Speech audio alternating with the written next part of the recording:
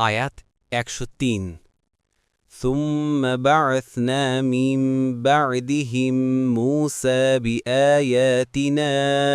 إلى فرعون وملئه فظلموا بها فانظر كيف كان عاقبة المفسدين অনুবাদ তারপর আমরা তাদের পরে মূসাকে আমাদের নিদর্শন সহ ফিরাউন ও তার পরিষদবর্গের কাছে প্রেরণ করেছি কিন্তু তারা সেগুলোর সাথে অত্যাচার করেছে সুতরাং বিপর্যয় সৃষ্টিকারীদের পরিণাম কি হয়েছিল তা লক্ষ্য করুন তাফসির আল্লাহর আয়াত বা নিদর্শনের প্রতি জুলুম করার অর্থ হল এই যে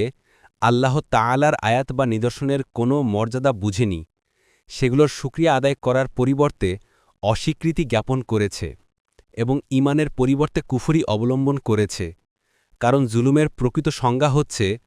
কোনো বস্তু বা বিষয়কে তার সঠিক স্থান কিংবা সঠিক সময়ের বিপরীতে ব্যবহার করা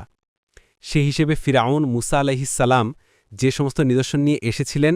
সেগুলোর সাথে জুলুম করেছিল অন্য আয়াতে সেই জুলুমের ব্যাখ্যা এসেছে আর তারা অন্যায় ও উদ্ধতভাবে নিদর্শনগুলো প্রত্যাখ্যান করল যদিও তাদের অন্তর এগুলোকে নিশ্চিত সত্য বলে গ্রহণ করেছিল সূরা নামল ১৪ সুতরাং তারা সত্য জেনেও সেগুলোকে জুলুম বশত অস্বীকার করেছিল আদওয়াউল বায়ান